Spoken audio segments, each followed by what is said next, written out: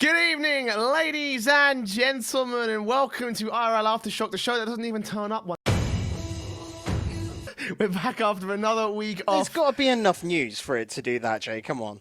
Oh yeah, well here's the thing, right? It's like I always prided the fact that we kept going even in the off season, week after week. But the news has been so slow for the past 2 weeks, man. Unless we started delving into grassroots level of tournaments that most people won't care about, we just wouldn't have any content essentially. But this week we do have some we content. could bag on about stuff like TCS and that, but it is just that case of not really everyone wants to care about that, and you can just go watch it yourself and see their little articles. I mean, you should, because the talents coming through that tournament are fucking insane. So you definitely should be watching the TCS Esports League. You should be watching Insomnia as well, because that final was fucking lit.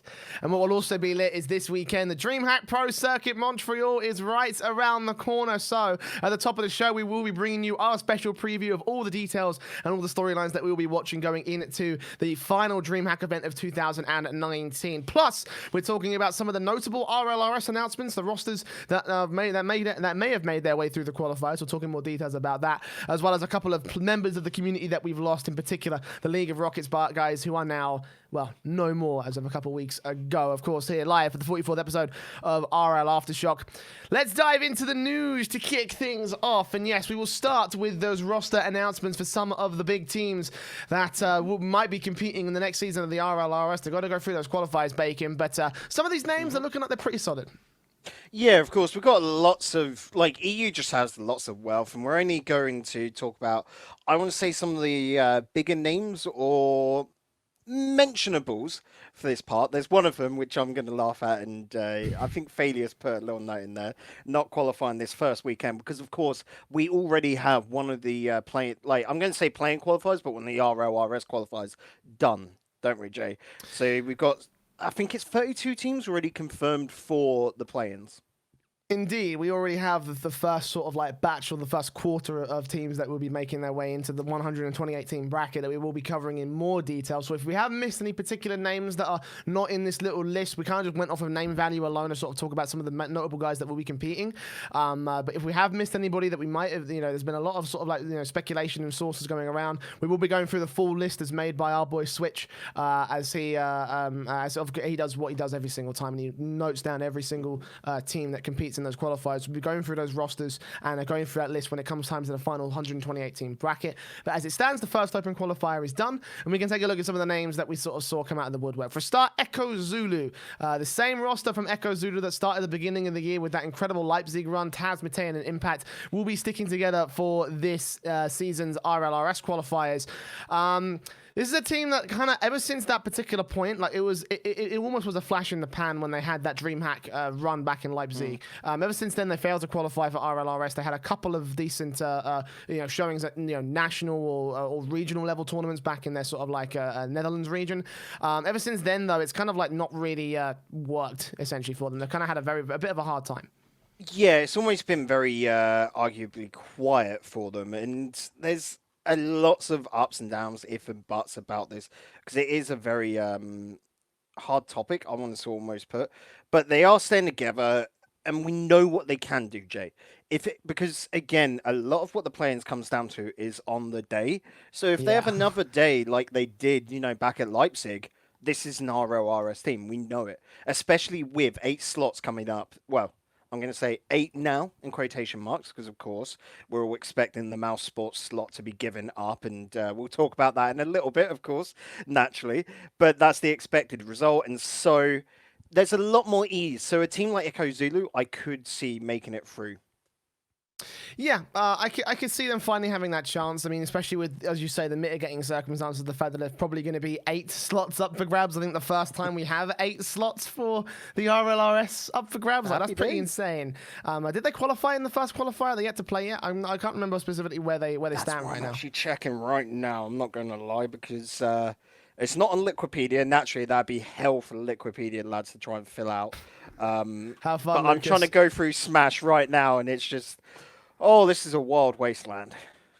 Yeah, Smash is not the easiest sort of thing to traverse. But, there's a good reason why we love watching Liquipedia all the time. So, 3 hours of those guys once as again. casters, we don't even look at Smash anymore, do we? We just look at Liquipedia, because for some reason those lads are nuts and just update quick enough for us. Well, I'm being told actually that the first 32 teams have been filled out in the play-in. So actually, we can take a quick look-see at where they're at right now. I can't find it apparently. Oh, he's actually linked it in the chat. Oh, you are a legend, Lucas. You're an actual legend. Did they make it in this one? It doesn't look like they did. I can't see them on that. We're just taking a quick look through. I've seen a number of no teams, but not really any of the big boys from that side. So maybe not the most successful outing. I can't remember if they actually took part in the first qualifiers. Maybe there's that to take into account. But as it stands, you can only sign up for 2, isn't it? Anyway, if they're running the same rules. Yes, so we're looking at maybe another qualifier run for them. If not, then 2 more out of the 3 they have remaining. Again, it all depends if they sign up for this first qualifier or not. But I digress. Regardless, they still have to make their way into the play-ins. Another team that has to make their way into the play-ins, by the way, is Granite Gaming. Doomsy, Meaty, and Nix announced via Doomsy's Twitter that they're going to be teaming up for this one. We'll start with some speculation, Bacon. What do we actually think of this roster and what they could just on its own, isolated from the results that we've already seen? I have no hopes. They've already failed one qualifier. I love that. I love Ryan. Like, he's one of my best mates. But Meaty and Nix, I would have believed a few seasons back. And the same for Ryan here. I think this is a team that,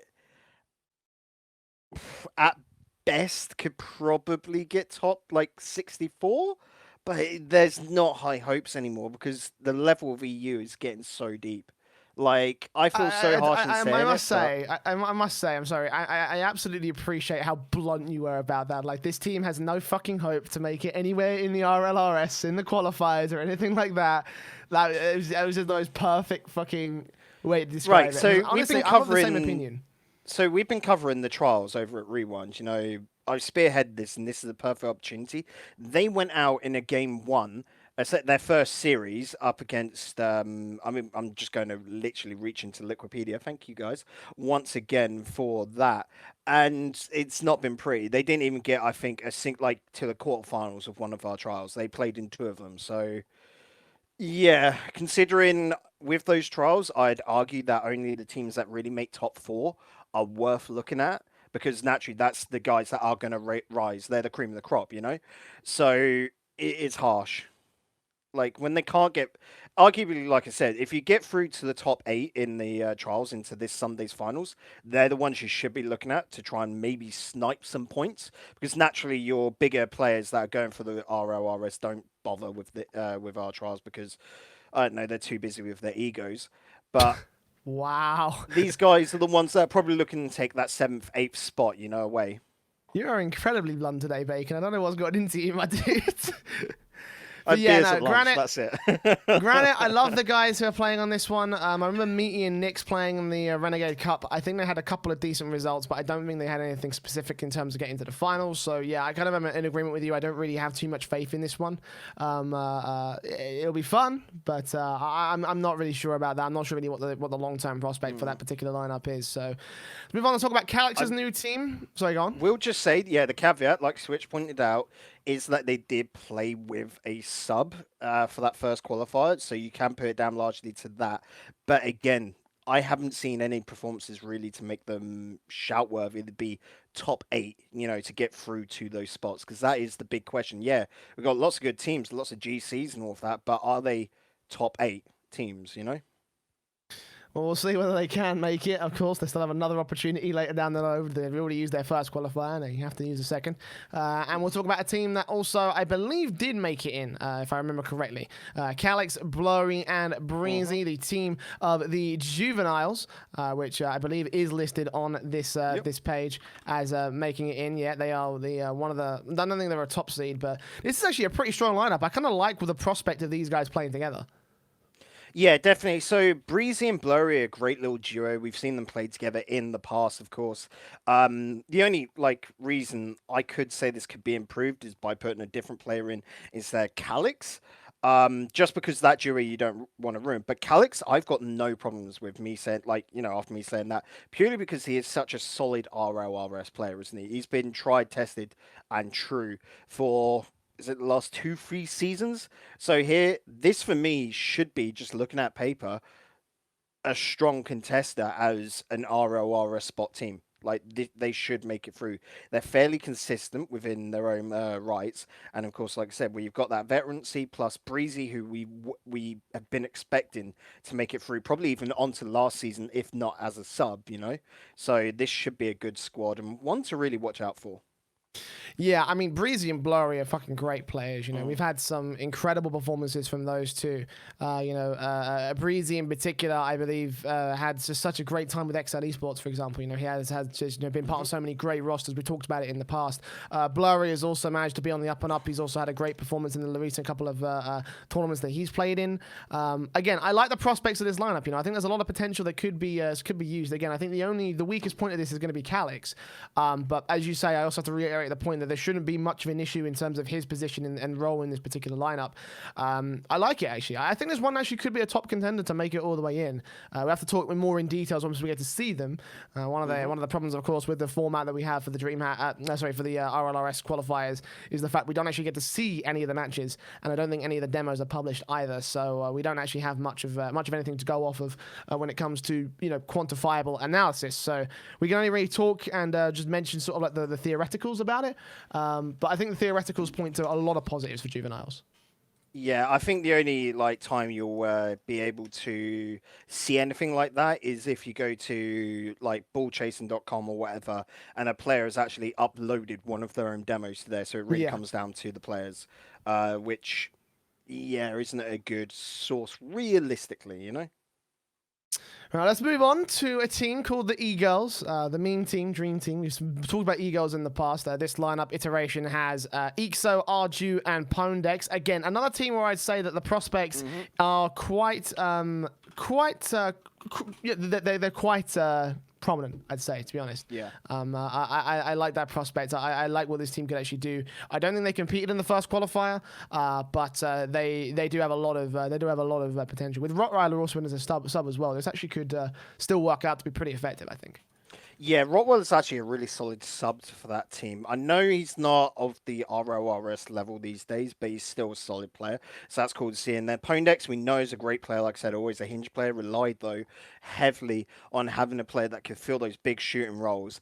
And that's what Ixo and Arju are all about. We've seen this team before, essentially. And this is one which I'm going to flat up say, if they don't make RLRS... Oh, lads, what have you done? That's a nightmare. Because this, for me, should be a sure spot, They're that good a team. I'd say that this team, alongside the juveniles, are probably two of my favorites to make it in. To be honest, just the style that they have right now, it looks fucking amazing. These guys are talents. They're seriously good talents, and I love the prospect of these guys making it in. Again, I feel like it's entirely possible. I feel like it's likely as well. So yeah, I think it's going to be a good time for the E-Girls and juveniles. Again, probably one of my top 8 for the actual plans themselves. But again, in a future episode, we'll go through that big list of teams and players that will make it into the top 128, and we'll give our overall prediction of teams to watch and teams that we believe predict will make it in. So E-Girls certainly part of that list. Fadeaway is the next team that we have on the list. iGnite, Extra, and T-Grain. This is a bit of a weird one because we had murmurings behind the scenes that iGnite was going to team up with Tadpole after Triple Trouble collapsed. That's very clearly also collapsed of its own right, and now he's teaming with, obviously, Extra and T-Gray with Simon KL as the sub manager. What do we think of this one? Again, it's kind of a little bit weird because it's caught me off guard with what I expected from iGnite. With iGnite, it was originally thought that you'd be playing on Aeriality alongside Tylacto and Ixo. That was the deal originally, and then that all sort of fell to pieces. From what I've heard, that all came down to iGnite thinking that this was his better chance. This was the team that are going to be better. Fadeaway are playing at Montreal, if I am correct in thinking. I'm going to quickly check on that one. I know I definitely saw Tigre. I don't know if that was with their previous... They're not listed on this one. I'm just taking a look. I'm just quickly sketching through. Randoms, there you go, with Oslam, who is their previous third instead of iGnite, of course, because Oslam would have picked that spot and gone with them. So they basically changed out Oslam for iGnite, thinking that he's the strongest spot, and Oslam has gone elsewhere. This should be a strong spot. We know Extra from last season, of course. He was on the Baguette squad weren't he? And Tigre, of course, from the Mouse Sports roster. By all means, again, this should be a safe pick for an RLRS spot just by the caliber of players. But I still question Ignite a lot, and it's all down to confidence with that lad. If he has the confidence, he is an RLCS player through and through. But he seems to have dropped it quite a bit, and he Yeah, just needs to build up. I think RLRS would be fantastic for this lad if he can get in. yeah, I think it would do him a lot of good. The problem is, of course, getting to that stage in the first place. And as you say, on-the-day performance is so important. I'm not sure if he'll have that confidence to endure the 7-hour slog that is the 128 team bracket. I don't believe Fadeaway made it in either. Let me actually take a quick double check of that. Yeah, no, they're not part of the first batch of teams, so we don't know if they're going to have anything more going on going into the next couple of qualifiers. But yeah, I do agree with you, because the main thing that we have to go off with Ignite's own performance is his last few matches and his last little stretch in TSM. And obviously, we know that tenure was not very good, going out last place in Dreamhack lands galore, not making it anywhere near the likes of the RLCS land, barely holding on to their spot in the RLCS online season, going from being a top prospect in the RLCS to being nearly relegated over the course of a single season. It was almost like a complexity move without actually, taking the roster swap itself. So it was very awkward, very, very awkward from Ignite. And again, I agree with you. It feels like he's just not playing confidently right now. And if that underconfidence comes into play in the RLRS qualifiers and the play-ins, then this team has no chance, essentially. It all comes up to Ignite. He's the unstable prospect, in my opinion. Yeah, and one thing as well to note, you were saying about Fadeaway not playing yet. That's because they've signed up for 3 and 4.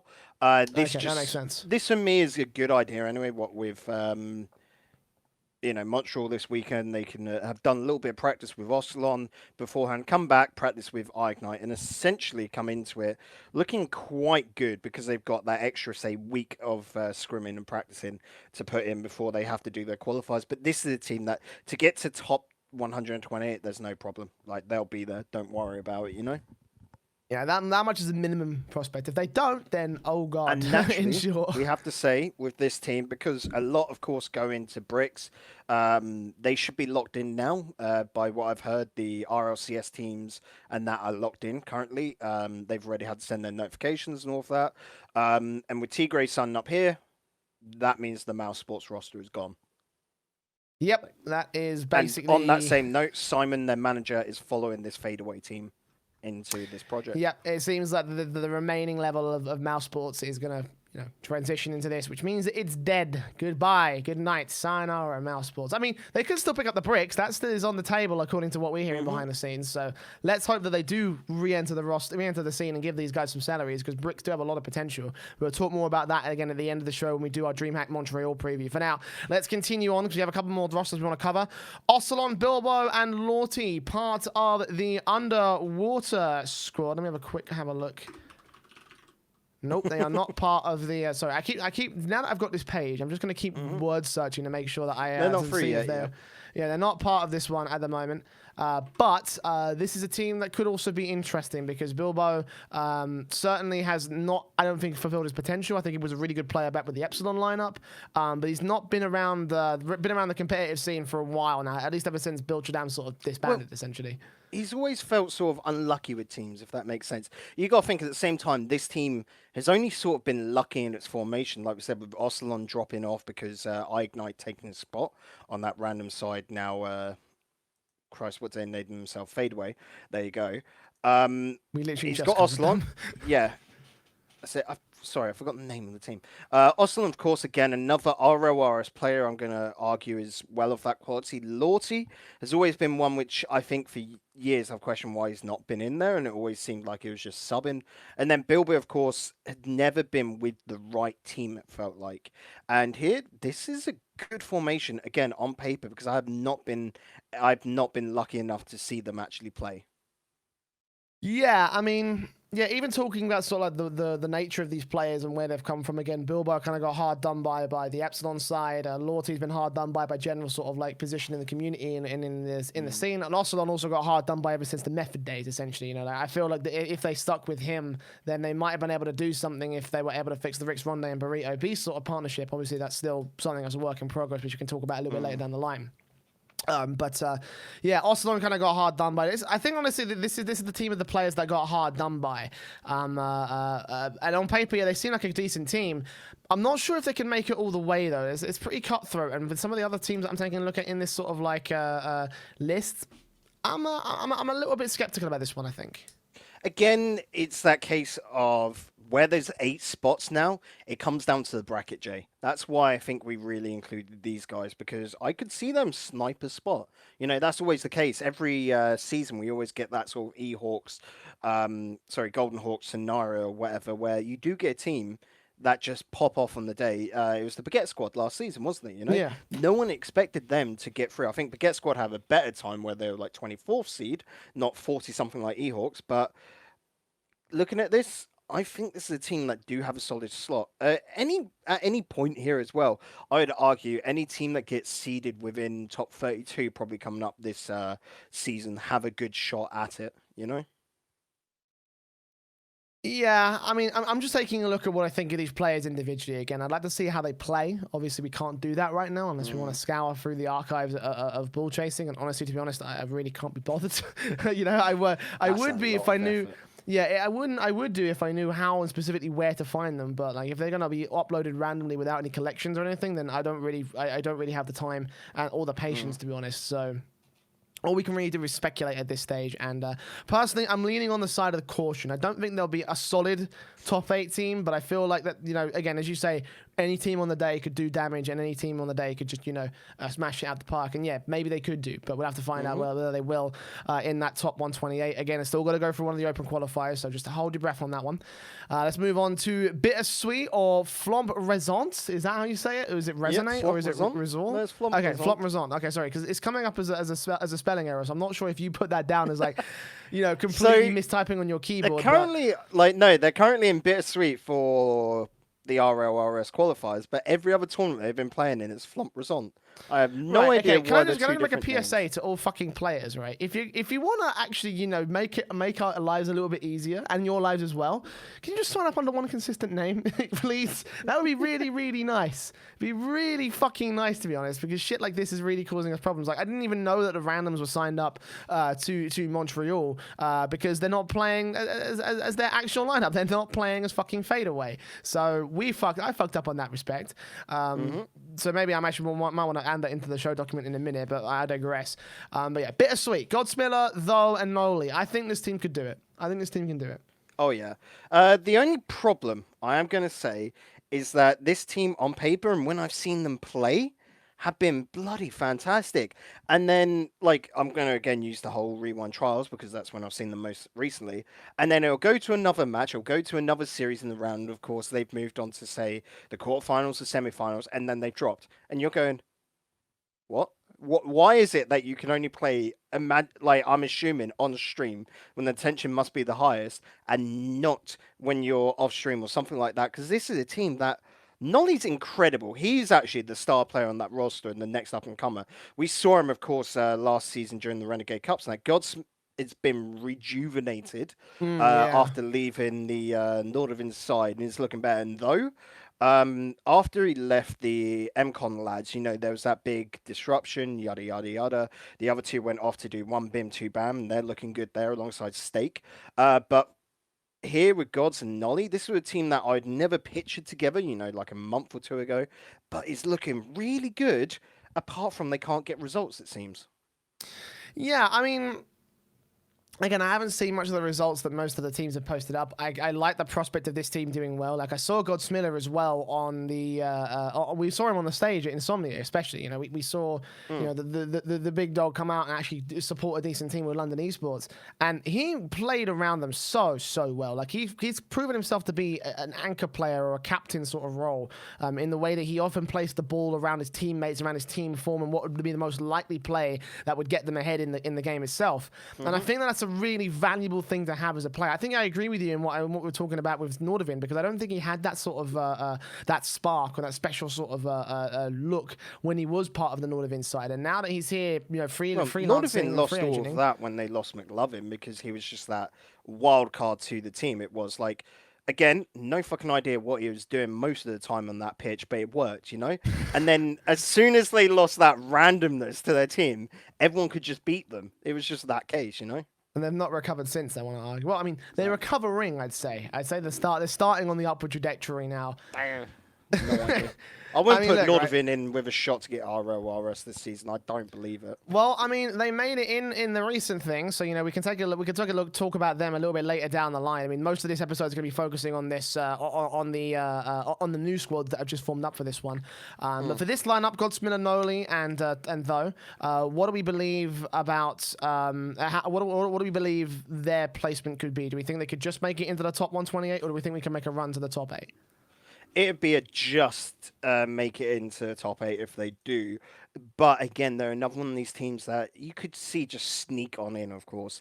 I feel sorry for the casters for this upcoming season because they're going to have to do so much research into this because you're going to have so many new players finally break out. Give us a call, we know boys. some of the lads will ask us. Don't make the mistake from last season. On. Give us a call. We'll give you all the info you need, boys. But there is just so many teams, and Flump Reson's another one. Yeah, they'll be able to talk about gods, you know. But when it comes to, Though, they'll be saying, oh, it was on Baguette Squad last season. But Nolly, probably no idea about. But again, Nolly is the real one to look out for in this side.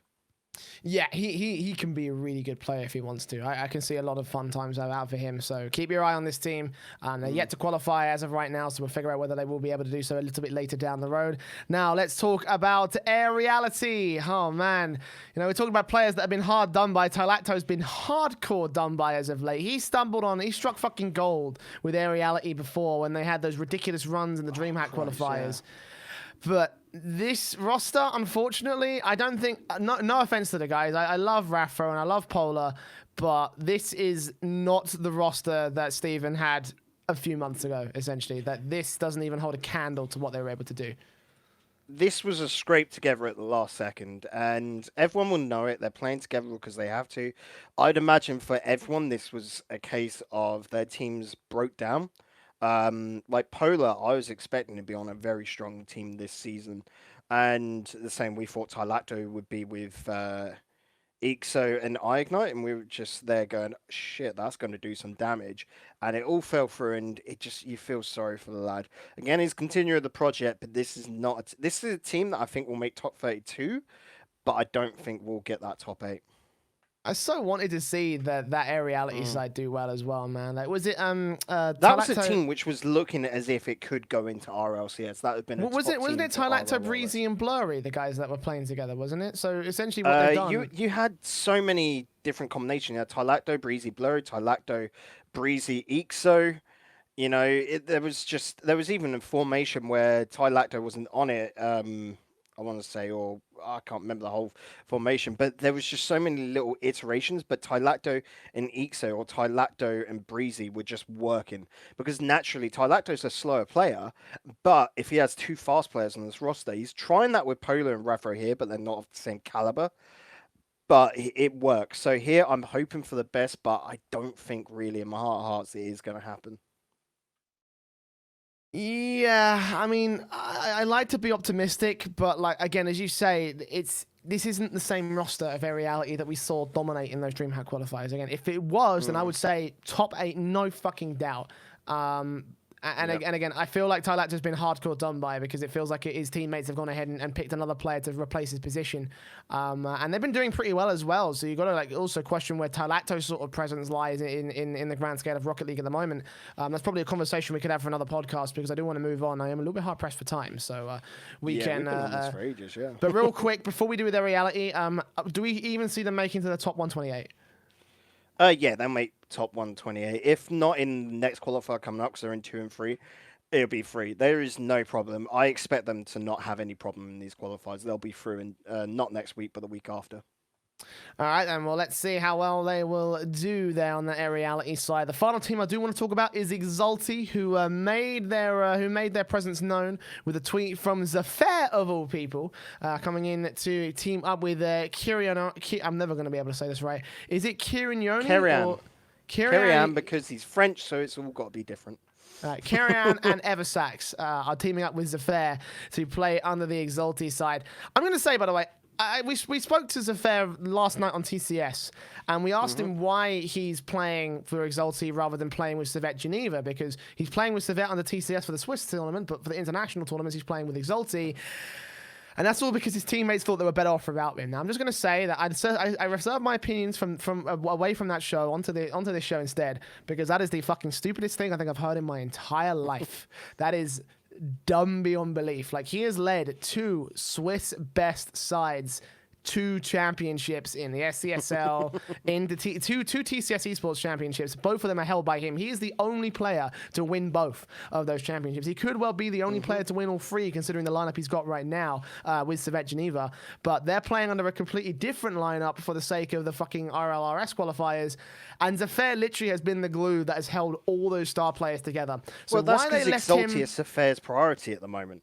Like, there is. Yeah, but remember what he said in the interview, though. It's because the only reason why that is because he was kicked off the team because they thought they could do better.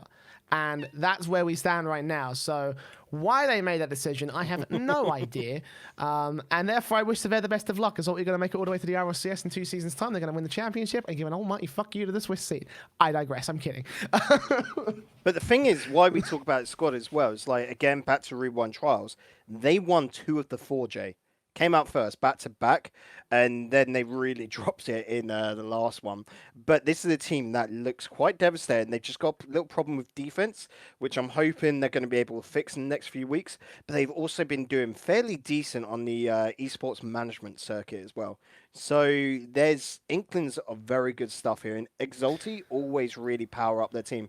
Like they've got, what is it, Rasmufor as a coach there as well. Really helping out. Ramsel. Sorry, I know you just gave me shit for saying Kirian completely wrong, but I'm going to give you shit for saying No, do that. French names, man. It's hard for us Brits.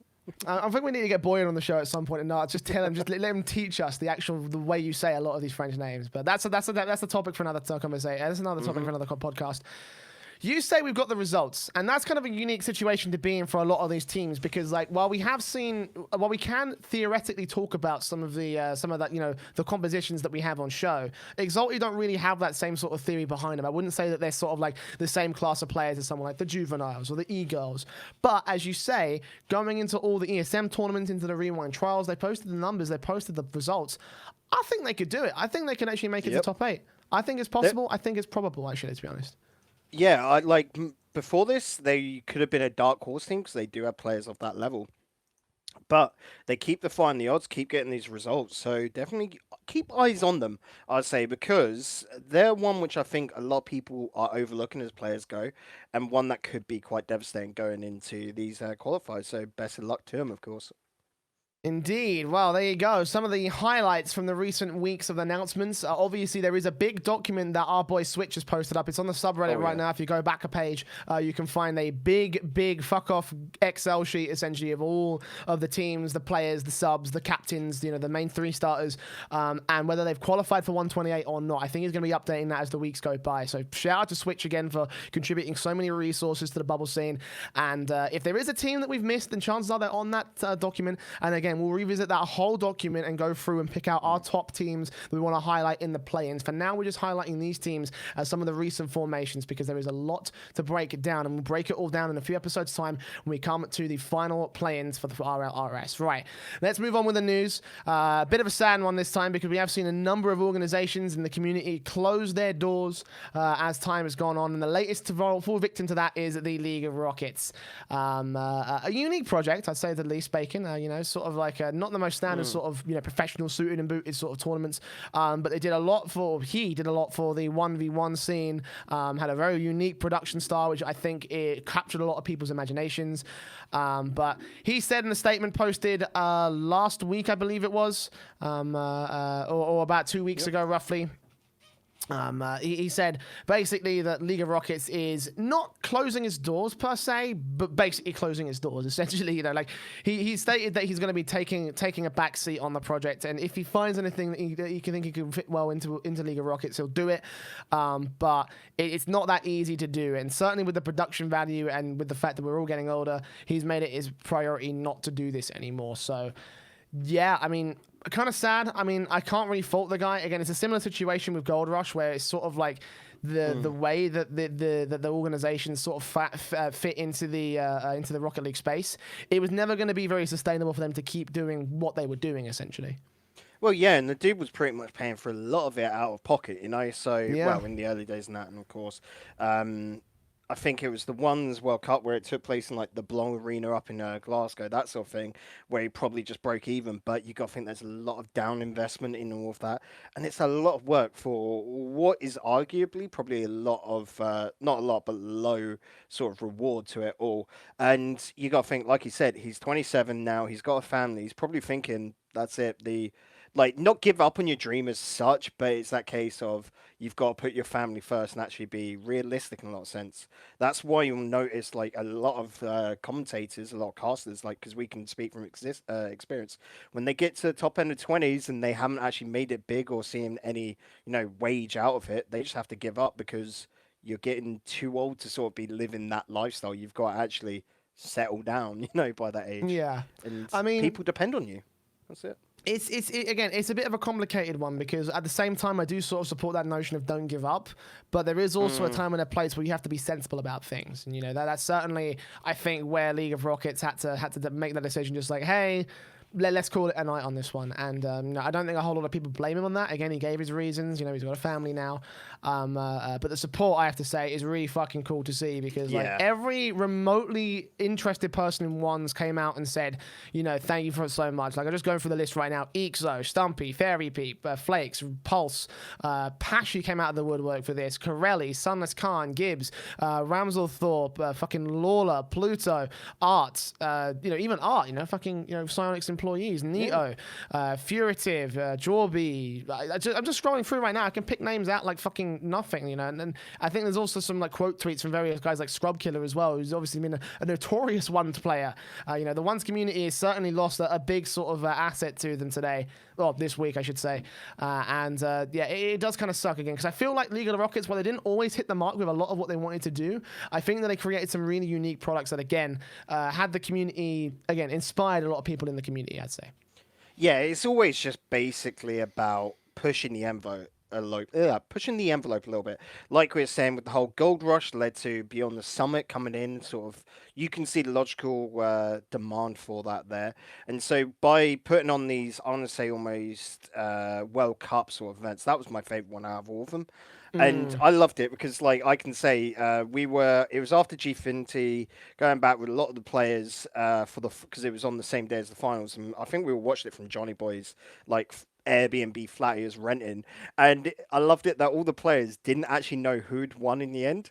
And we were, like, Matt was there, of course, playing for the French team. And he was just there, like, I'm not saying. Like, it is really cool that they were keeping it secret from each other. Like, I loved the little community aspect that was brought from it all, Yeah, I can agree. I can most certainly agree on that one. So, it does kind of suck. Again, I think any sort of loss to the community is a big loss right now because I am of the opinion that we're a critical mass right now when it comes to Rocket League. And seeing shrinkage like this, seeing organizations, fold, or bigger organizations like PSG leave the scene, it's just like, it's not a good look for Rocket League. While I don't think it's necessarily going to be the end of the esport, like, I do think that we are on a pretty scary path right now when it comes to seeing all these names sort of disappear.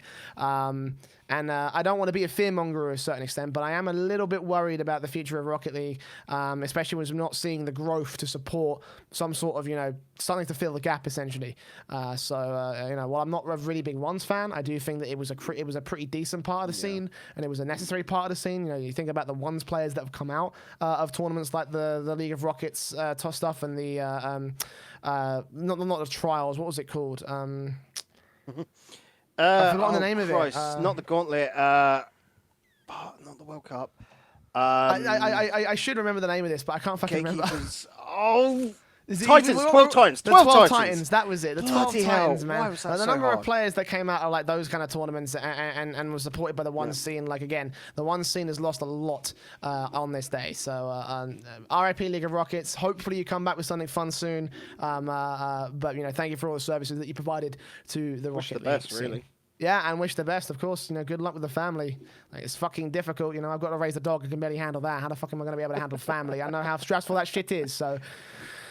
There you go. Right, let's move on. CRL. I hate talking about CRL. I fucking hate it. I don't like the tournament at all. I find that the emphasis on CRL is stupid. That's I just American show. They love their college. Like, you know, this sort of attention should be turned into supporting the bubble scene or supporting the RLRS level of tournament play. But instead, we're putting it into Collegiate Rocket League, which seemed like a side thing compared to the rest of the RLRS, or the RLCS as a whole, I really should say.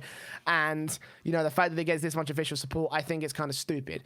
That being said, though, they announced their new season, where they've only got a couple conferences and they've got a new format and blah, blah, blah, blah, blah. Again, most of the shit that we don't care about here on RLAfterShock. But there is one thing to talk about, and that is that CRL is moving to a new tournament platform. Faceit are taking control of an official Psyonix tournament here, Bacon. That certainly is... It's where we were expecting Faceit to go, I think. You know, we talked about how the Faceit platform could do a lot for the Rocket League scene. We talked about its potential to like the six-mans and Pug style services. We talked about their potential as a tournament platform, and all of these things could be massive influences to the Rocket League scene. And this is sort of like the first sign outside of the closed beta where things look like they're going to start stepping up for Faceit and their involvement in Rocket League as a whole.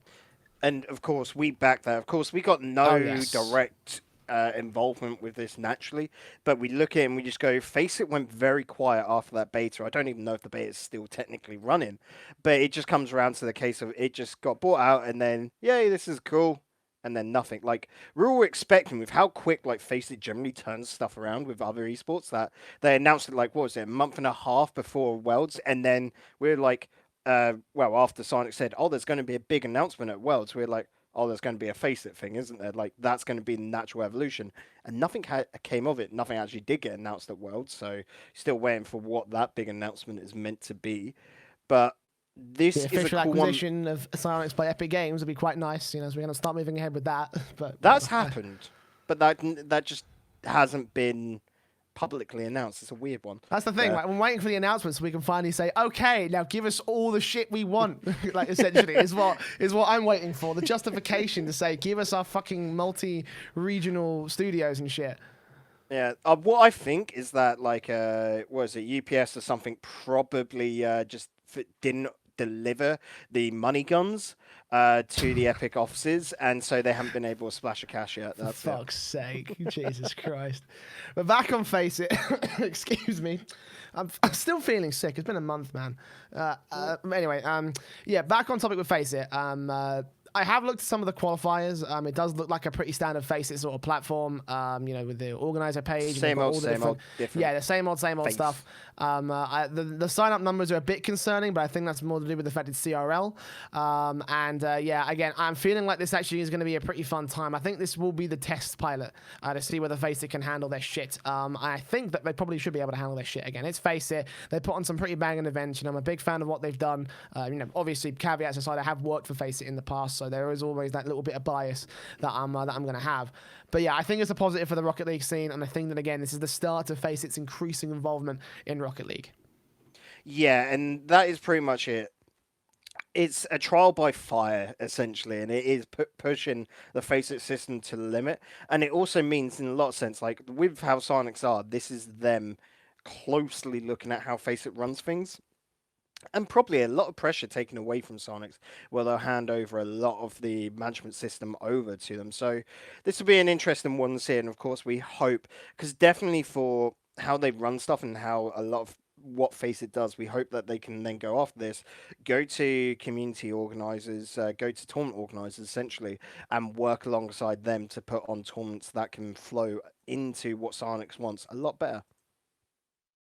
And there you go. There it is. That's our news for this week, and yeah, a pretty fun sort of, like, well, I say this week. It's more like the past 2 weeks essentially.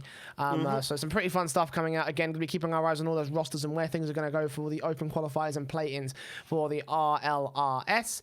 We've got no mailbag this week, but I'm going to make a quick mention that you can submit a mailbag question via the Discord links in the video descriptions and audio notes of every single episode of the audio and video versions of the podcast, or if you're watching live on Twitch, it's !Discord in the Twitch chat. There is a channel where you can go to in the Discord server where you can ask us a mailbag question. Chances are we'll answer it live on an episode of RLAfterShock. It's been very, very quiet from the fan base.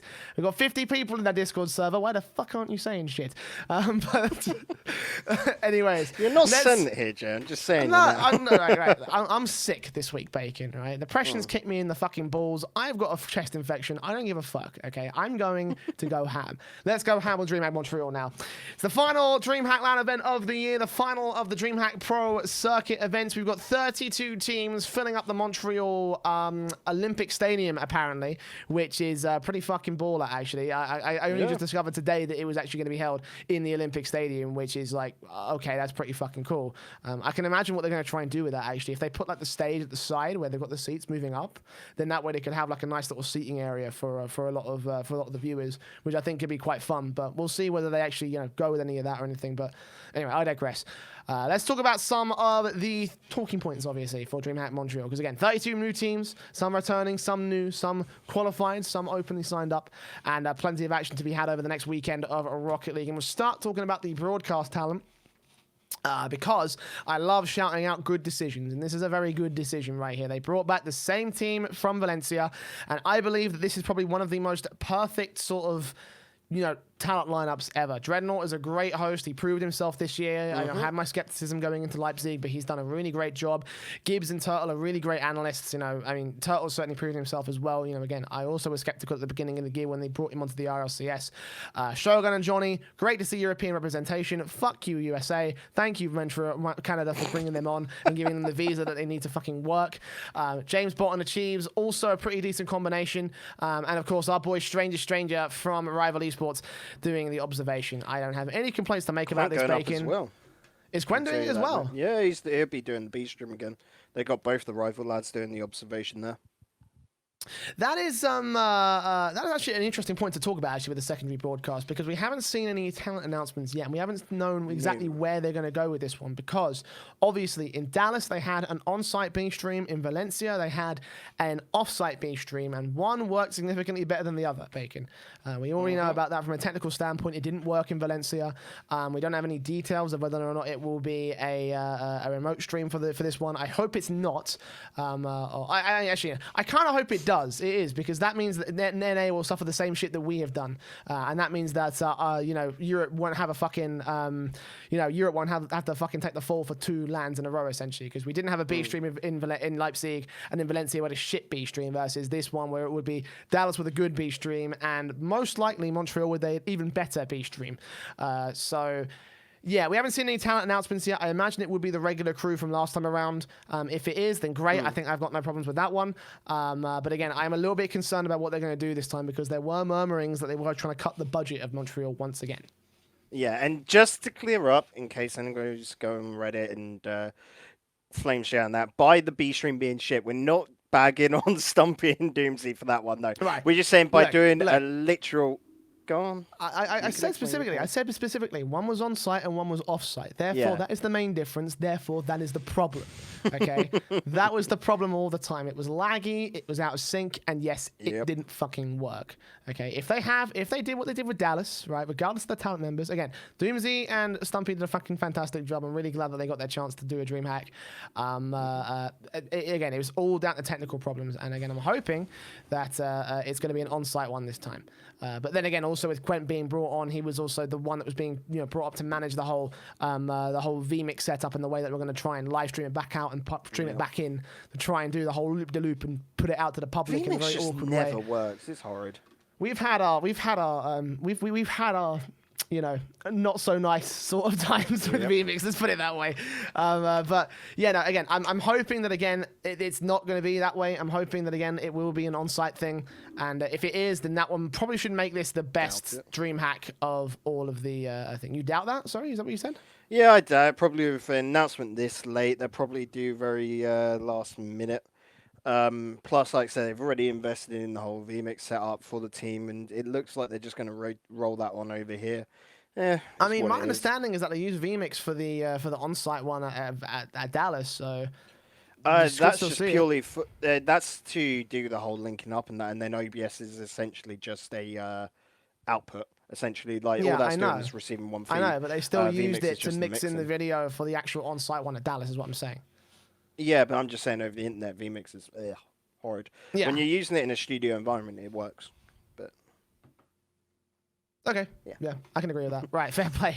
But yeah, obviously the French broadcast coming back, Rocket Baguette tackling that one as they always do. I'm loving what they've been doing. Again, caveat, I worked with Rocket Baguette last month. They were fucking great. Love you, Boyan. And yeah, yeah, I'm excited to see what the French guys will do. But yeah, other than that, broadcast talent, I'm absolutely happy with what's going on. I think this is the perfect team. I want to see more European representation at international lands, and I think Shogun and Johnny are leading that sort of hype train. I think the next step is obviously to bring an EU studio in. We've been asking for it for ages, and that way those two guys can be the forefront of that particular talent team, and they can handle the brunt of the EU sort of RLCS and RLRS stuff. So yes, that is my ideal sort of scenario, and that is my that's why I love what they're doing right now with Montreal. Right, let's talk about the teams. Obviously, we have some of the squads that got qualified or otherwise. No, sorry, it was all qualified actually this time. There's no invitees. It was all just qualifications. So we had Frontline, Renault Vitality, and FC Barcelona coming in from Europe. North America supported G2, Afterthought, and Space Station. And then from the smaller regions, OC's Chiefs, South America's Lotus, and the WGN North American Championship was won by Bullsend.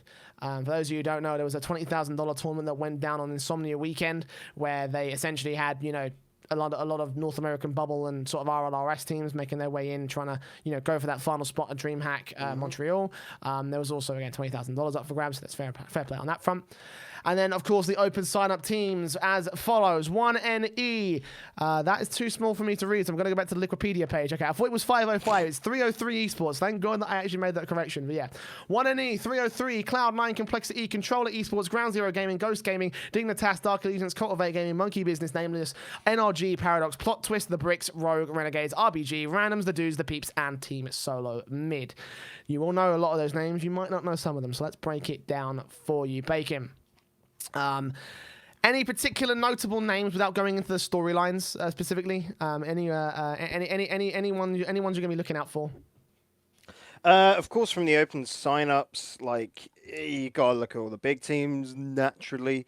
I'm trying to look at some of the smaller teams, and for me, it's probably going to be seeing how OC stacks up here as well, because naturally we're going to be looking at. We had a lot of bubbles teams come out, of course, for Valencia, and how they OC now stacks up against the NA bubble teams, because we always have the thing EU better than NA. We'll see there, especially for me. Yeah, for me here will be that random side. We know Extra, Oslon, and Tigre isn't going to be the RLRS team, but they're going out there because we looked and it pretty much is about the same cost as going out to Valencia for us, ain't it? So going out to Montreal. I don't know why Canada's so much cheaper than America, but hey-oh. But for me, it'll be interesting to see this sort of EU, I'm going to quotations, bubble team, but they're really more like an RLRS standard team.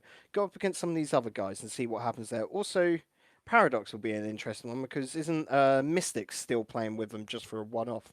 Why not for the fun, I thought.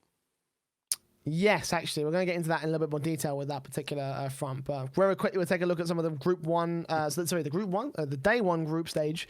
We've got NRG, Nameless, Chiefs, Afterthought, The Bricks, 1NE, and Solo Mid, and the Randoms, all in Group A. In Group B, Frontline, Cultivate Gaming, Renegades, Lotus, Rogue, The Dudes, Complexity, and Bullsend. In Group C, Renault Vitality, Controller Esports, Space Station, RBG, Dignitas 303, The Peeps, Ground Zero. And in Group D, it's Cloud9, Monkey Business, Ghost Gaming, Paradox, G2, Dark Allegiance, NFCB, and Plot Twist. Any particular issues with the seeding? I don't think, to be honest, Bacon. I think it's pretty standard stuff for the group stage. I do have an issue with the seeding, and that's really? one NE being put in Group A. No! There is no hope for these lads to make it out of Day 1. Dreamhack, why you do this to us? It is just unfucking fair. Asia finally turns up to one tournament, and they are getting they're basically having to walk through the hot coals, essentially straight out of the gates. This is just I feel so bad for the lads. They've got the hot. That A is such a fucking hard group. I mean, I think it's relatively fair considering we've never seen Asia on the international scene. So that is, from an objective standpoint, yes. I've never seen bloody Monkey Business. Well, actually, I have. They're shite. Sorry, Sam. But that Again, when we look at DreamHacks, they're hard groups through and through. You can't deny it. But A is just the group of absolute bloody death. Right, look at it like this. Jesus. Look at it like this, okay? When they shit on the bricks and shit on solo mid, okay, they're going to make history, okay? So it will be fine. It will be a trial by fire, and they'll walk through. They'll have the burns and the scars, but they'll walk back to Asia and Japan, and they'll like raise that fucking trophy high. Be like, bitches, we went international and we fucking did it, okay? You know, it's all setting up for the storyline, Bacon. It's fine. We'll be good. And speaking of storylines, let's get into some of those storylines. We're mostly talking about the EU storylines, but we'll give a little bit of a shout out to some of the smaller regions, obviously with Asia a little bit later down the line. But yeah, those are your group stages, and again, all action going down on day one. Let's talk about some of the stories that we will be focusing on. Of course, let us know what your storylines that you want to take a look at, and what the teams that you'll be following over the course of the weekend on Twitter at RLAfterShock. Let us know what you think. But let's talk about some of the big boys, specifically Frontline and NRG. These guys are pretty much the biggest teams in the world right now, the best teams in the world right now. It all comes down to, I think, how they place in this particular tournament, Bacon, because if they see another grand final between these two, then it will decide definitively who is the best team in the world in Rocket League right now. Yeah, so, like, we're all really excited for this one, aren't we? Like, essentially, it's the rematch of all rematches. Like, I'm loving this new little EU versus NA rivalry, and it's just between two bloody teams. It's so good. The only problem is Frontline needs a bloody org. Now, of course, there's always the words in the background saying they do have an org. It's just not coming until after Montreal. Why didn't you sign them before Montreal? Like, this would have been a brilliant welcome.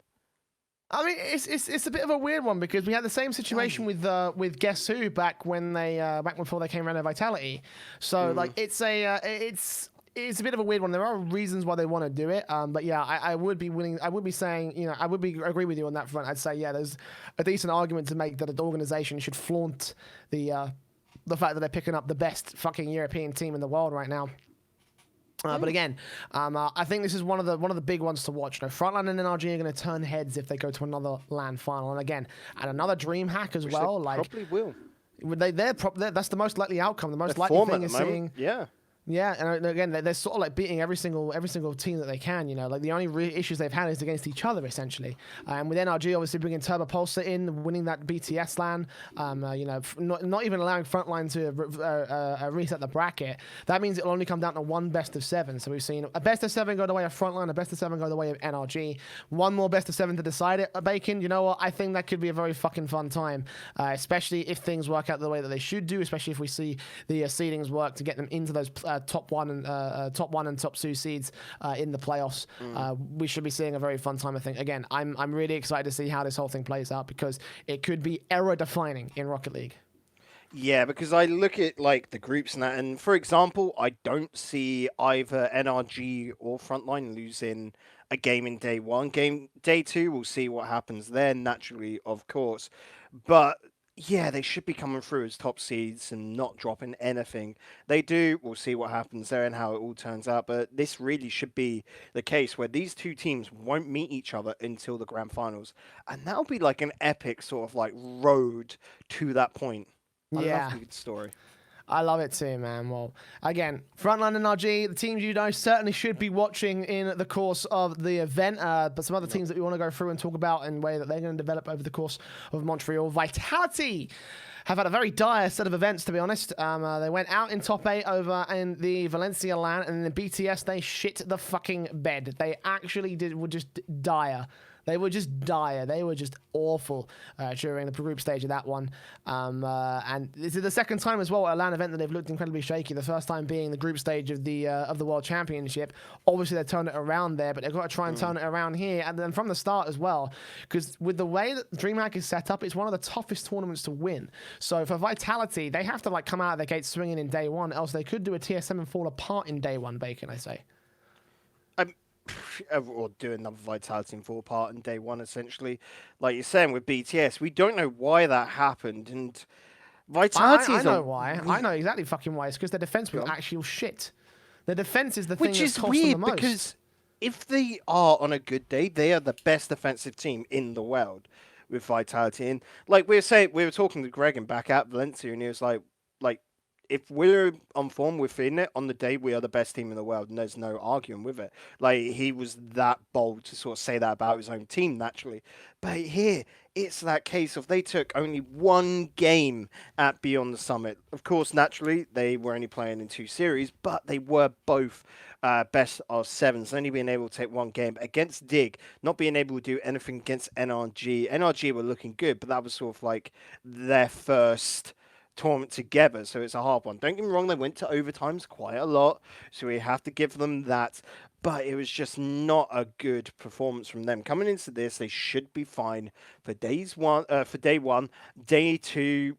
If they continue with their current form, they'll be shaking. Might not even make it to day 3, but they've got to reconfirm themselves before the upcoming season. Otherwise, I could see this team just fall off the face of the earth, essentially, where they've lost all confidence in themselves.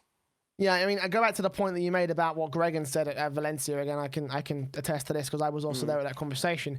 But the next step for Vitality is trying to consistently replicate that performance that makes them the best team in the world. Because I do agree, when they are on a good day, they could actually win this tournament. But they now need 3 back-to-back good days in order to actually hold a candle to the likes of Frontline and NRG, who are looking consistently good, who are looking like a team, who are looking like teams and forces to be reckoned with. Again, this is the most likely final that we have between those two sides. And how is Vitality going to match up to that if they're not performing in the best way that they can, if they're not going at it all guns blazing, and again, holding a decent defensive, which is the one thing they struggle with the most? That is the issue that Vitality are currently holding out right now, and they've got to take a look at those demos and figure out specifically what it is they're doing wrong. They've got to sort out those rotations. They have to make sure that they're not, they're not succumbing to pressure, because a lot of the time when they put pressure on a lot of those teams as well, like they don't have the ability to get the shot in that they need to turn the goal around. And, then they get the counter attack against them, and it's like, oh shit, what do we do? Oh shit, they've scored. Oh shit, we're now out of the tournament. And for Vitality, again, considering they won the World Championship and went through the playoffs in such confident fashion, like, it's completely alien to me, the prospect that team is the one that's competing here and could well go out in day 1. It is really, and I think coming into this, if I am correct, they come in as, I do believe, third seed to this DreamHack, by just like calculating how the bracket works. And of course, this has naturally been because the bracket and seeding was done ages ago, a month. But it just shows, like, in such a small period of time, we have lost faith in Vitality. Yeah. They won Worlds 2 months back, and we have lost this much faith in them. Like me saying, they'll fall off the face of the earth. Like, I could honestly see at this rate this team coming bottom 2 in RLCS, and that is ludicrous. Just how you can drop form that quickly, And again, I think that sort of speaks volumes to how far they really have fallen. Again, as you say, 2 months winning Worlds, and then suddenly now we are having serious doubts about them. Like that really speaks volumes as to how bad the situation really is for them. Again, they could make a run. Any team can make a run. But the chances of that happening right now for this side, if they keep replicating the performances that we've seen at the likes of, Beyond the Summit, then it probably won't happen for them. And again, that's disconcerting for a team that's Renault fucking Vitality. Renault fucking Vitality. And this is where they stand.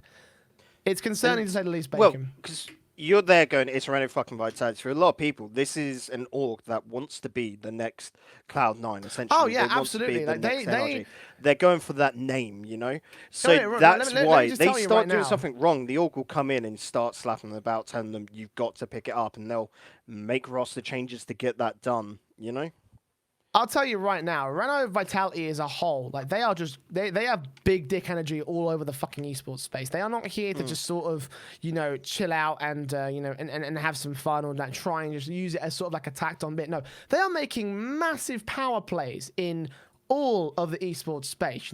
Their Counter-Strike team this weekend could win the fucking major. They have picked up a ridiculous Hearthstone team. They've got a Rainbow Six team, which I think is contending for the World Championship as well. They've got, a League of Legends team that's also, I believe, also having a great time. Their PUBG team is currently competing in PEL, and they're also having a great time. Like, Renault Vitality aren't fucking around. Like, as a whole, this organization wants to be, as you say, Cloud9. They not even that. They want to surpass TSM. Cloud9. They want to be the next. Yeah, They want to be. They want to not be the tier sort of like 1 esports orgs. They want to go to 0. Basically, they want to surpass. They want to everything. be what Dignitas was back in their Gale Force Dignitas Season 4, Season 5 run. Except they want to do that for all of time, and they want to do it across all the games they're a part of. And again, that includes Hearthstone, League of Legends, Overwatch, PUBG, and Counter-Strike. They want to do all that. They want to become the best, and undoubtedly the best. So if you don't have your shit together, this is going to become a massive problem, essentially, for the Rocket League team.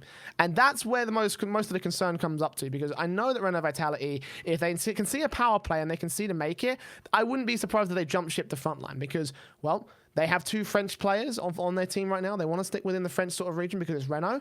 Who else has got 2 French players right now? A great unsigned team that right now is better than Renault Vitality. I'll tell you that for free. So there you go. That's my thoughts on Vitality right now and where they stand. Yeah, that Frontline move ain't going to come, but I see what you mean. It's just that case of, again, they would be willing to just jump ship because you're no longer worth it for them. That is it. That's how they're very much business through and want to be the best. And that's a crazy mindset and one you have to actually admire in a lot of sense. All right, let's move on and talk about a different team. FC Barcelona is the squad in question, obviously surrounded by drama of a few weeks ago. But this is the first appearance we'll see of this particular squad, with Renegades now stepping in for Alpha. I think we agree when we saw this roster move go down that Alpha is overall, that losing Alpha is a downgrade for this team, because Alpha was always the best element of FC Barcelona back then. Like, even when we didn't have the best of confidence in this team, we take a look at like Devo and Bluey. Devo's not quite got it together. Bluey's a bit too inconsistent, but Alpha is constantly carrying this team, back in the RLRS days. We took a look at that and we thought, yeah, FC Barcelona, they have such a great thing with Alpha, and now he's gone. Which is, again, I have to say, a massive issue, a massive problem for FC Barcelona. I think they've lost a really key component of their team composition. I have spoken to people back in the FC Barcelona camp, and they have a bit more confidence. In particular, they've seen from scrims that Roniki and Bluey have like a nice wombo combo connection. I'm not sure how true that is. Again, it might just be exaggeration from their part to try and make sure that we don't say shit that's bad about them on the podcast. But again, I'm gonna have to see that. I'm gonna have to see the results that land before I believe anything, Bacon. And the problem is with this team is that if they get anything less than reaching day 3, they have done poorly and they've got to question everything about them. Like, really, with Barca by its name and what they've done with everything, it's day 3, and that is just okay. That's them doing, the job. They're really aiming to get to those semi-finals or even, take the trophy. If they can take the trophy, then Barca are going to be happy. But anything less, like I said, than day 3, and this is going to be, them with pie on their face, Absolutely. Right now, they are currently seeded in the first day group stage on, I believe, Group D. Actually, a relatively low sort of seeding. They're going to have to beat Plot, Twist, and G2 to make it out of that group, and potentially face off against Ghost, Cloud9, Paradox, potentially. Most likely Ghost to Cloud9. I believe they should make it out into day 2 at the very least. Obviously, from there, everything really is up in the air. We have no idea where they could go from that. I think that the team is powerful enough. I think that Roniki is still a good striker. But again, I feel like that overall, it is a downgrade. I feel like overall, they've lost something in translation. Yeah, for me, looking at this, even first day is going to be a tough one because they go up again. They'll most likely take Plot Twist. I see them losing to G2 because G2 at this moment are pretty darn good. They've really strengthened themselves. And then they'll most likely go up against Ghost Gaming. So Ghost is the big questionable. Naturally, I'm going to allow them to maybe even be the upset team, Jay, because it's Ghost. They've reformed. They've had some time away. Sun Echo would have been trying to get this team to work together, and they have themselves, as an org, cemented themselves. There was talks that EG were looking to buy out the Ghost roster, and Ghost not wanting to give it up, So we'll see what happens here, but this is not, I would argue, an easy first day for Barca, and day 2, of course, is not any easier after that. Yeah, especially when you don't even know who you're going to be facing in day 2. You don't know until everyone's made their way into day 2 or otherwise fallen out of day 2. So again, I'm waiting for the results on land before I say anything definitive. It's certainly a team that I'm approaching with a lot of skepticism. Again, we're going to have to see how well they do. And one of the teams that I'm going to watch pretty closely over the course of the LAN event. But let's move on and talk about Dignitas, a team I don't have a lot of skepticism at all at the moment. I think that it's pretty clear where they stand in the grand scale of Rocket League, especially after Beyond the Summit, where Astral felt like he finally fit in with the team. You know, he had a great performance. The team overall just kind of succeeded in the way that they wanted to. Didn't make the victory, obviously. But this is a team that's on the upward trajectory. Yeah, Astral just learned he's got to take off his shoes, apparently, and then they start winning stuff. It's a weird old world, really. But like you said, getting to the losers finals, that was great for Dig. Like, that is where they should be. Yes, they're runners up to Frontline, technically, by all means, because naturally it was Frontline that took them down in a 4-0. But beating out G2, beating out Cloud9, this is Dig finally showing that they are inkling and coming back to the team that they once were, and it's a promising start. Indeed, it is. Yes, and I'm excited to see what they can do to build upon that. I think that they could do just that. They could have a great opportunity to build upon the foundations that they've established. Essentially, I think that's essentially what they're looking to do. I don't think a victory is in sight for them, but I think they could make a run to the top 4, potentially even the top 2 if they have a really good day, and if they have some really good seedings as well. Currently, for day number 1, they are seeded into Group C, I believe it is. Yeah, Group C against 303. 303, the Peeps of Ground Zero is in their little branch, which should be absolutely no problem whatsoever. No chance the Dignitas are going to lose against that. They should be into day 2 solidly, and again, that's where things get up in the air for them. But yeah, this team is looking solid again, and again, I'm excited to see what Astral can do.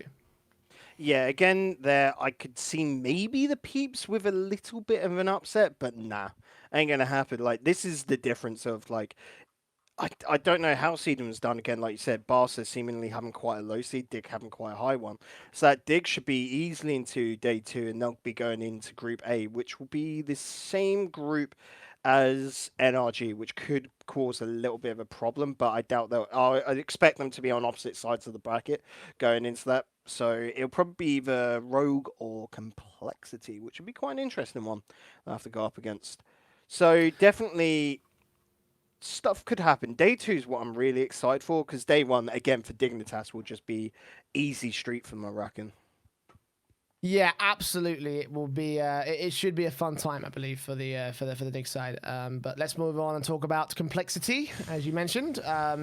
Their chance to fucking knock it out of the park, Bacon. I feel like this is the team that right now I believe has the most potential out of any RLCS team that we have right now. They're going to be their first season back ever since they lost out and got relegated to RLRS. I'm glad that Cold stuck with this team. I honestly believe they drop it and move on to something else. But they've actually managed to build and replace parts and come up with a squad that actually might still be able to contend. And yeah, Flakes looking great right now. Mongus and Greasy also have a new breath of life, especially Greasy Meister at the moment. I'm excited right now for where things are going to roll with Complexity, and they got a pretty decent group as well. They've got Bullsend, Rogue, all the dudes. Rogue might shut them down. I feel like they've got the upset potential, especially with the way that they've handled themselves over the last couple of events. But Complexity, I feel like this is their chance to really make some noise. Yeah, Complexity is going to be a very interesting one, I'm going to say right now, because by all means, they keep upping the ante, Jay. You look to all their tournaments and such. So for Leipzig, they came 1 slot before making it into day 3 in Leipzig. So they lost to Cloud9 at the end of day 2 in the lower bracket. In Valencia, they go through to day 3 and drop at that 8th spot. Sorry, not Valencia, in Dallas. In Valencia, they go through to the semi-finals. By this point, if there is a pattern forming, Complexity are making it through to finals. I like a good pattern. Could well do. I mean, that's going to be their goal. You've got to look at it. It absolutely will. I think that a team like Complexity might just be able to do it. I feel like it's. I feel like it's possible. I feel like it's a plausible prospect. The question is, again, will they be able to perform on the day? We have seen very good performances out of Complexity over the last couple of LAN events. I think they actually had, was it top 4 in the in Valencia? Yeah, it was top 4 at Valencia. I remember this actually. They went out to the NRG when we all said to ourselves, it's like, right, this might actually be fucking Fireburner's retirement match. Of course, it didn't end up going that way, of course, fortunately. Yeah, this is NRG's chance. This is NRG's chance to NRG Complexity's chance Complexity's to chance. And you to got go to even think further now than as that. well. I'm going to dive in and say that whole flakes issue. You know, we had a few weeks back, in that should have strengthened them now, because they've got over it. They all know where their heads are at. They've got Snasky in now actually sort of like coaching the team.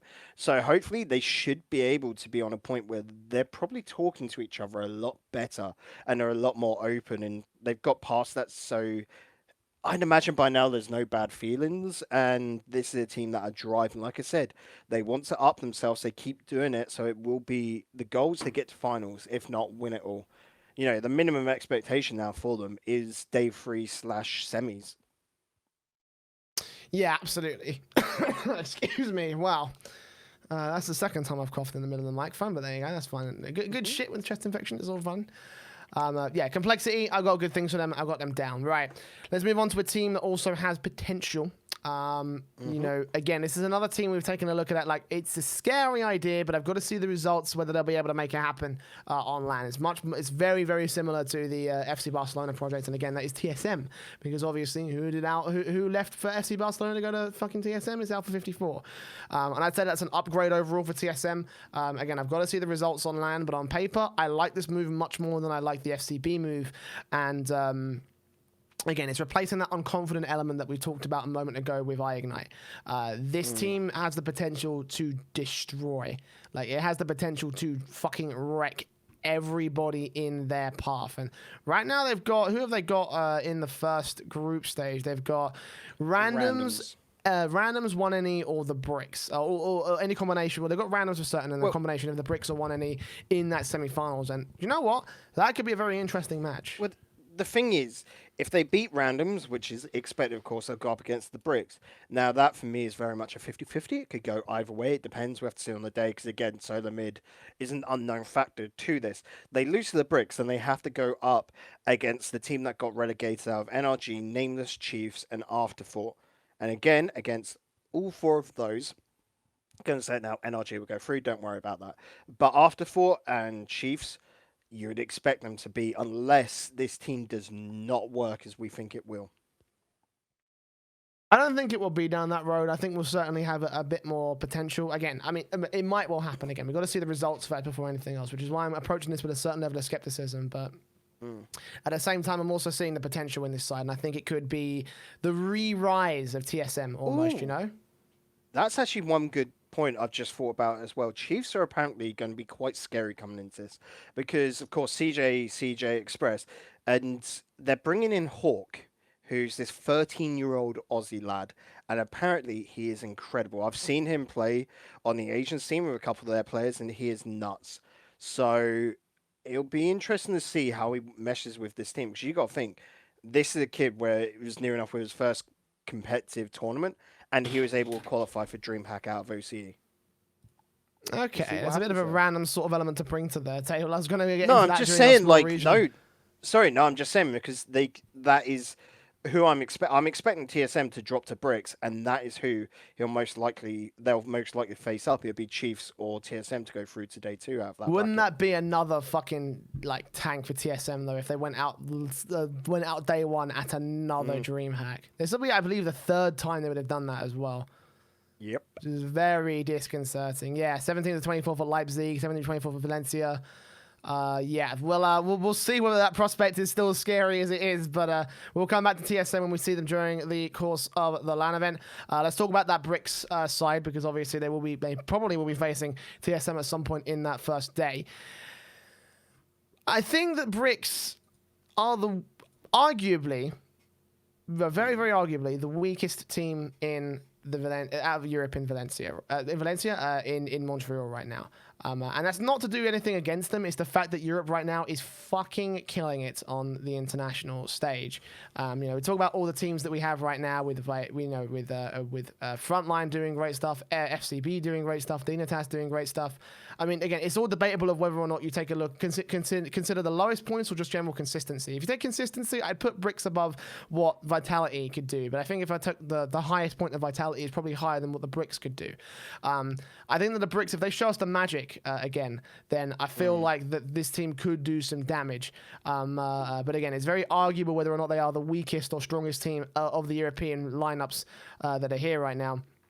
Again, it's all about how you weigh them up against Vitality, whether or not you consider them that, which is why I feel like they might struggle a little bit. I think day 2 is a shoo-in for them, but again, after that, it's all up in the air. Yeah, so again with you, Bricks really dropped it at Beyond the Summit as well. They know that, and they were very harsh on themselves. But again, still look at the Beyond the Summit performance. This is the reason. The Beyond the Summit performance is the reason why I rate them in this sort of fashion. Because at the end of the day, one team had to go out in that Group B, and let's be real here. Both groups are stacked. Both groups were stacked. Both groups were stacked. And if you consider where the Bricks lined up against Rogue, Frontline, and Cloud9, there was only really one team that would go out, and it would have been the Bricks in this case, which is why I consider them as one of the weakest teams to field in the likes of Montreal. Again, you could compare that to where Renegades Vitality are right now, and there's a couple of debate points to make about that. Again, we could probably fill that with another podcast entirely. But yeah, no, I feel like, again, the general expectation for them, I think, is still going to be day 2. Whether they'll make a run of the championship or not is whether or not they'll be able to recapture the Valencian magic, which I think they could still do. I think it's still on the table for them. Especially if Speed pops the fuck off like he did at Valencia during those playoffs. I think that's the reality that I prefer, to be honest, because I do like the Bricks. I think, again, they've got a lot of potential, and I think that they could. I think that they, in a couple seasons' time, could be a team that is at the forefront of the RLCS. Yeah, Bricks seem to do quite well up on stage. They don't have nerves there, so that is a good sign. I reckon they have that little edge above their competition, so it'll be interesting to see here. And yeah, I expect Bricks to come back, because if not, then again, this is a team where it could start then to play on their minds in the upcoming league play. So this is a vital. I just want to see him get day 3. That's all I require from the Bricks. Yeah, absolutely. I am. I want to see them succeed. I'm really excited to see them succeed. And again, with the official third now, officially coming in and officially joining the roster in official fashion. I'm going to keep saying official for a bit. Officially, I feel like this team has a lot of potential going forward, and again, a lot of that potential will be built upon here in Montreal if they can recapture the magic. Right, let's move on. Talk about a team that. I'm a little bit weird about this one, actually. I wasn't expecting this at all. We've already seen one big Europe to North America move in Turbo a couple weeks ago, and this is another one. Well, I mean, a month ago now is where it really is, and this is another one that won't be as big, but it certainly is as interesting. Mystic is going to be playing with X-Splice on Paradox, Karma, Jay Wismont, and Mystic.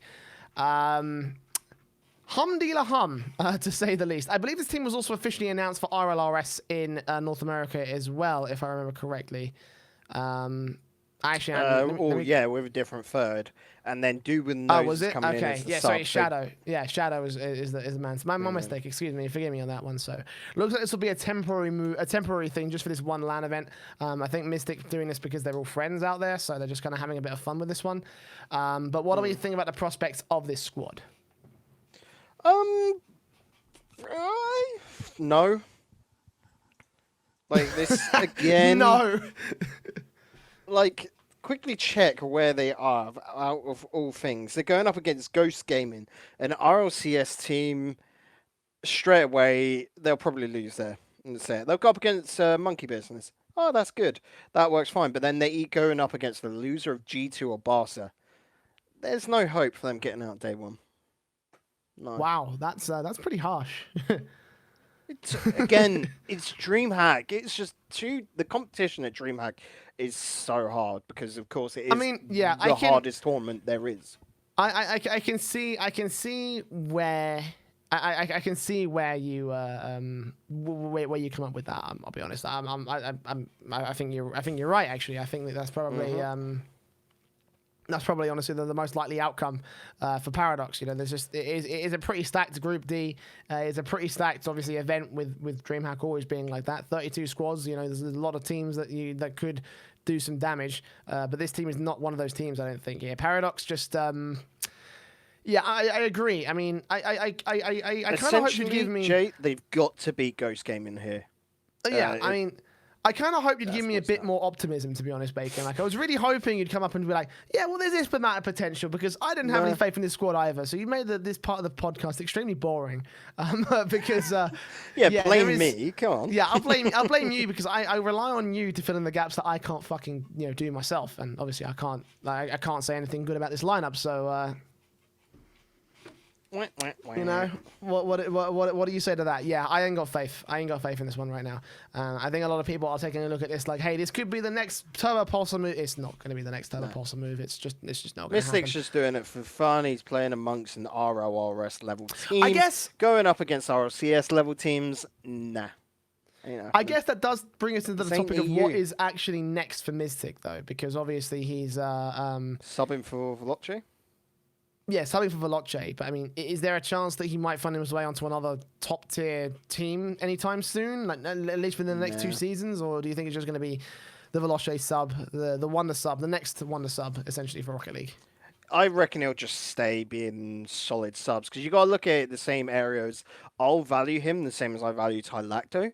And if Ty Lacto's struggling to find players to play alongside him and remake RLRS and all of that, then so will Mystic, They're very similar players in that respect, where they're a lot of the mental aspect, not of the mechanical aspect, Jay. And so, yeah, I can see the comparisons between them. It's a bit of a weird equivalence, I won't lie to you, but fair play to you. Yeah, Paradox are a thing, and they shall probably be a thing for no more than this event. So let's move on and talk about our final little bit. Obviously, we do want to give a quick shout out to our smaller regions. OC, South America, and Asia all have their individual teams representing them. We'll start with OCE, since I do want to expand on that point that you made a little bit earlier on, because you mentioned that they've got Hawking for these guys. You said you've seen a little bit of the Chiefs. What do you think this edition could bring to the OCE team? Basically tons. You look at, if you go to the the OC qualifiers for this event, the Chiefs went through in uppers, essentially just knocking down like round 0 3-0. They just took them there. They went against, again, Dunk driving their weird one to really quote on their Delusion Frenzy and Steve. Don't really rate that, and they got through from the end. Like, the tournament was pretty, like, OC at the moment is very top 3 heavy with Chiefs, Renegades, and Ground Zero. Hey, they're all there this weekend. Good stuff. But it really comes around to the winners finals, where Renegade, it's a bracket reset, best of 5. So the entire tournament was best of 5s, but the grand finals was a bracket reset option there for them. Renegades took the first one, and then Chiefs came back and won the bracket reset. Now, Jay, that is really hard for teams to be able to turn that around. Now, for me, that shows Chiefs are incredibly strong. We already knew they were a top 3 team within OCE, but the factor to add on to that is this 13-year-old kid who this is his first competitive tournament, and he's gone and been able to do that alongside them. I think there's a lot of potential for this side to, I would say, cause an upset, but the brackets are so damn hard at Montreal. But they're one that I'm going to have fun watching. Yeah, I can agree on that one. Yeah, I mean, look, right, I don't know too much about the OC scene. It's not my area of expertise. I'm exclusively an EU fanboy, therefore I will remain to do, maybe a bit of Asia as well. But, I'm an EU fanboy at heart. So... yeah, I can't give too much comment on where I think Chiefs will end up. I did want to query you on Ground Zero and Renegades, though. Obviously, these guys are the other 2 OCE teams, are the only other teams that will be competing. The only teams from the open sign-up that haven't signed up from EU or North America, actually. So and one in the EU as well, obviously. But do we see anything for those guys? Do we think that there might be a shout for these guys to do something, or just? Is it just the Chiefs that we're looking at to represent OCE? For me, I'm just going to quickly glance over the bracket.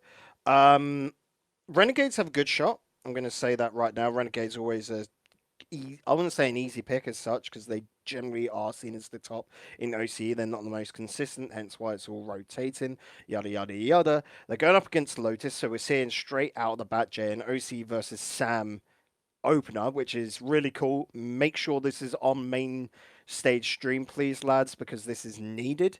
And then they're going up against Frontline, so that's a good little judge there. They'll probably get knocked down from Frontline if they take that first game, and then they've got someone from probably the dudes or Bullsen. So Renegades should be able to make day two.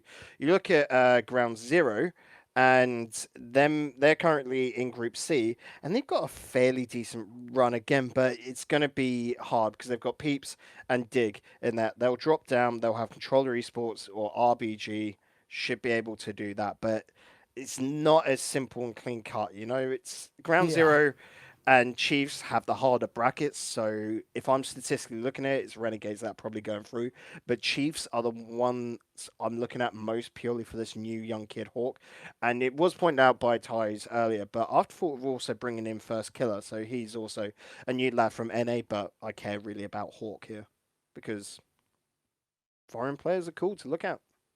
Well, OC. All right, well, let's talk about South America then. Obviously, they have their own qualifier, Lotus making their way in. Are you still keeping up with the South American scene, or is that just something that's kind of fallen off your radar? What do you make of this team then? Where do you think they can go? Of course, Lotus being the only South American team, they sort of changed things up, of course.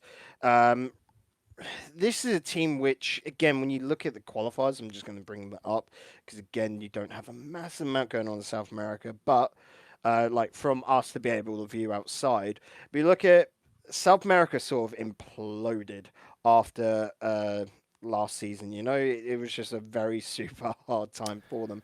Erodium technically are now the strongest team there, but there was only one spot, and these teams without real proper orgs. Like I know Ints is a big South American org, but they're not willing to actually put the money in for it, and it's going to be an interesting one there. But Lotus, I don't have massively high hopes. I think Renegades are stronger, but it'd be cool to see them again. That's it. I'm gonna cut you off on that Renegades poll actually because this just broke. This story just broke. Our boys at Drama Alert have tweeted out an anonymous tip that they just got in regards to the Renegades. Hopefully Craig is just bringing this up on screen right now, but if not, I'm going to read it out for you. Anonymous tip: Renegades will not be going to Dreamhack Montreal. Not sure what happens with forfeiting their spot, but the organization refused to pay for their flight, so they have no way to get there, and they currently don't have plane tickets. Manager refused to buy the tickets for them, and Org is promising a luxurious boot camp for RLCS to make up for it. Now, I will say, obviously, as a caveat, this is not something that we've heard, and we haven't had any information about this from our end on the RLAfterShock, so we can't verify the validity of these. But since it's already been put out in the air for Drama Alert, we're going to react to it and sort of talk about all this if it is true. Again, I don't know any of the guys behind Drama Alert, so I can't confirm how they are with with their fucking journalistic integrity and what have you. But this is probably worth covering because if we don't have Renegades, then that means we've only got two OCE teams. And Renegades, like I said, are the most likely ones to make it through today too by their spot. Yeah, I mean, yeah, definitely. I'd say the exact same thing, which I think would be a bit of a waste for a team like Renegades, considering that OCE needs that second tier team to fucking bang it out of the park. This doesn't feel like Renegades to me though. Like I've worked with Renegades, not worked with Renegades, but I've worked on tournaments featuring the Renegades. I've seen what the Renegades do as a project. They're backed and founded by some decent people, but. This doesn't feel like this is a Renegades move. So again, this is the reason why I'm questioning. This is very out of character. So I'm immediately going to come into question the validity of these sources because again, we haven't heard any of this behind the scenes at RLRShock, and this is the first time we've ever heard of it. Again, it's been posted out by Drama Alert, so we're going to treat it as an insider report. How does this change the complexion of the event then as a result?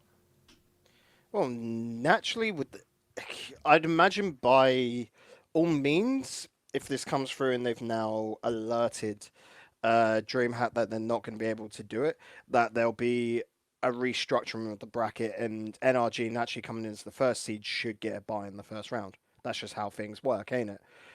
Because, like I said, as TOs, you generally have it within your small print of tournaments and that you're able to restructure your bracket last second if needed.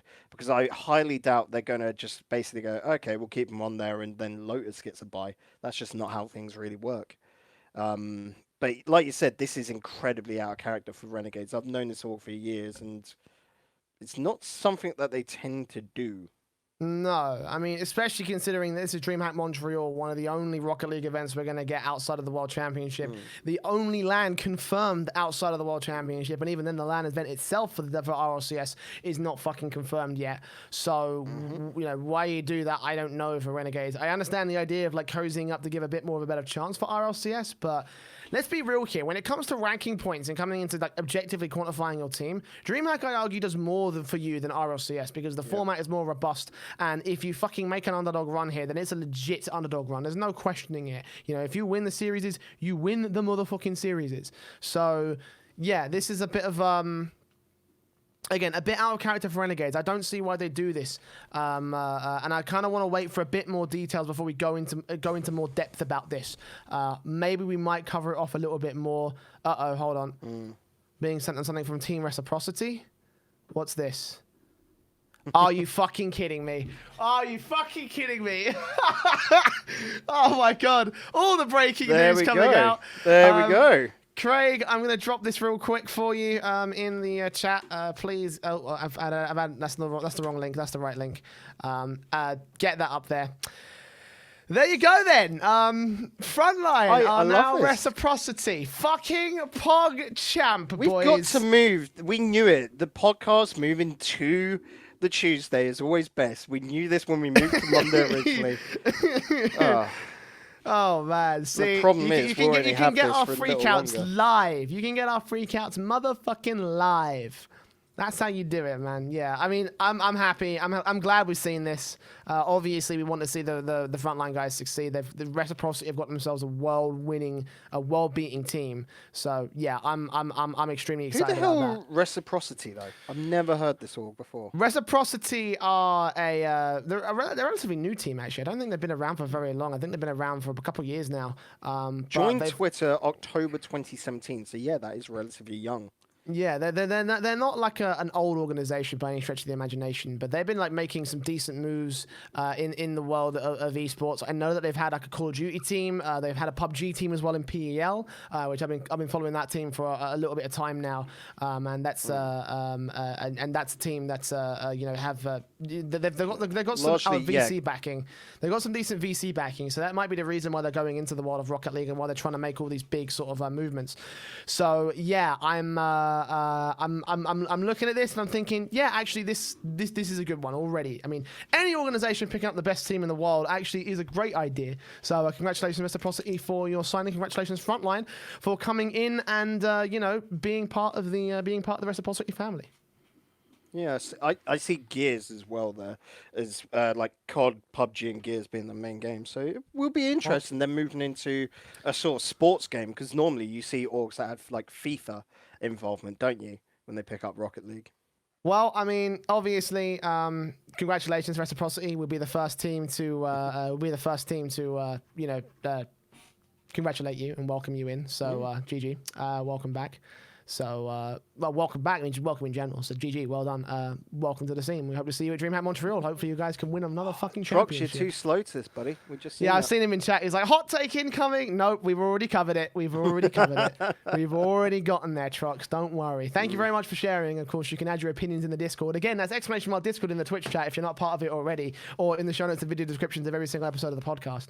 But let's get back on topic real quick. We've gone through the breaking news waves. Hopefully, not another one comes in last second.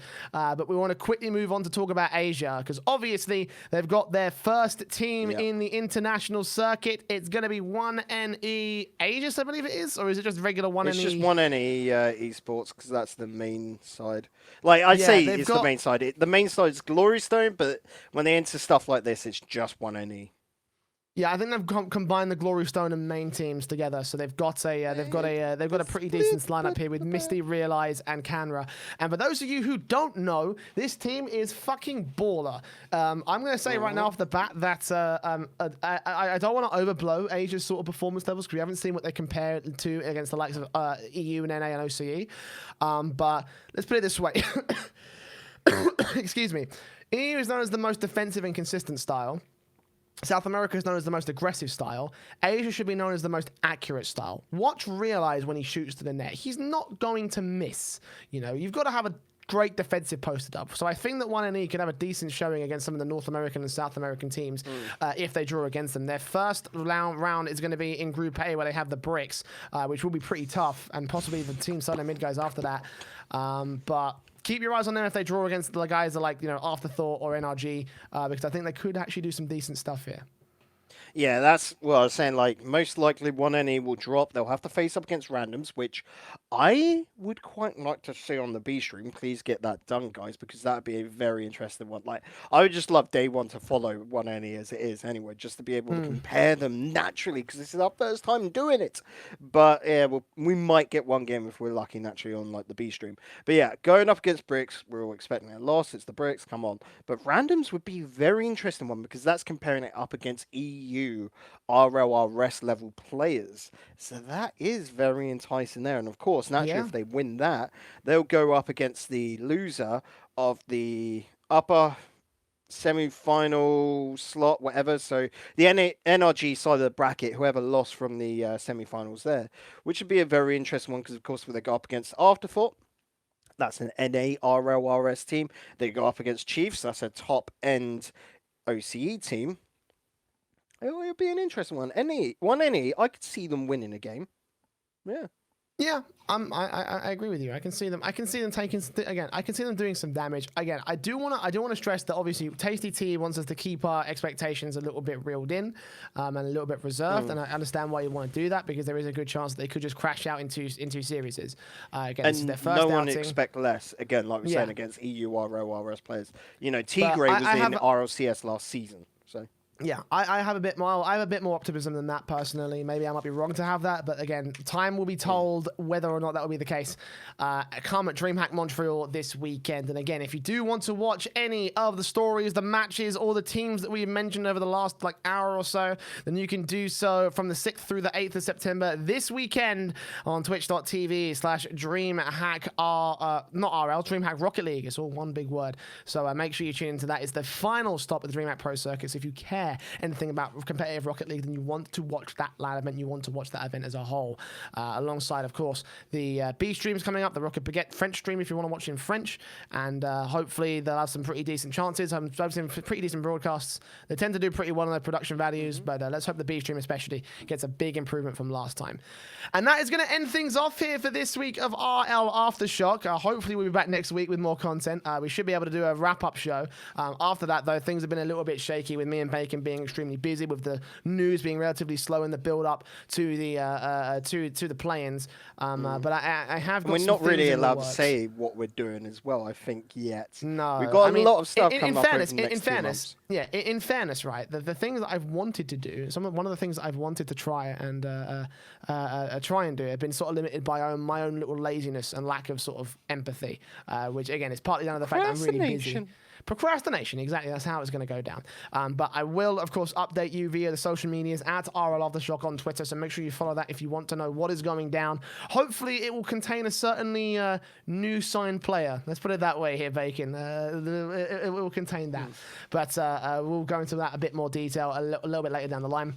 Of course, if you're watching on Twitch, then you can follow the podcast via iTunes, Google Podcasts, Spotify, TuneIn, and whatever major platform of distribution for your audio and video versions on YouTube as well. You go to anchor.fm/RLAfterShock to find your local listings to take the podcast with you wherever you wish to go. And of course, if you're listening to the audio version of the podcast, you can catch this recording live on every Tuesday. Every Tuesday or Wednesday, depending on whenever the fuck we're free, at twitch.tv/RLAfterShock. You can follow the channel, or you can follow the Twitter again at RLAfterShock, where we tweet out when we're going to be live. And you can maybe join in the chat. Make sure you join the Discord as well. Again, it's in the description of every single video and audio version of the podcast. And _mark Discord if you're watching live on Twitch right now. Bacon, we're going to head off for another week. So any final thoughts before we go? It's great that Team Receprocity is coming on in, of course, the Rocket League, but they've got a god-awful team name for Chance. Whoever can come up with Chant for these guys, like, Crafters and Colonel, that lot are going to be working on it for weeks to just think something out. Jesus. Well, we'll see how well they handle themselves in that one, and maybe we might see them at the World Championship. It might be a fun time, but we'll talk about that in a bit more detail when those details come out too next week. For now, though, we're going to head off. Thanks again for joining us here on RLAfterShock, and we'll see you next week.